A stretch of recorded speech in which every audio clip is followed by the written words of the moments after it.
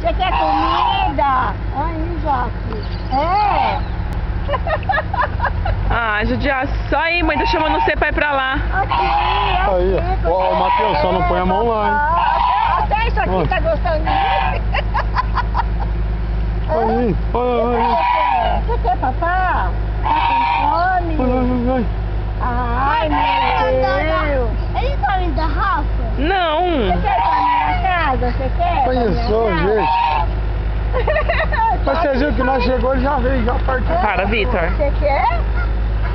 Ô, Vitor, dá pra mim. Não coloca perto dele. Joga assim, ó. Joga normal. Não, ele vai espantar ele. Fala com ele, Antônio. Você quer ir pra minha casa? Você quer? É.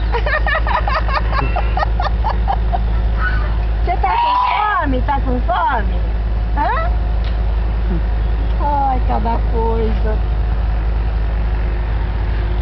Não coloca muita mão perto.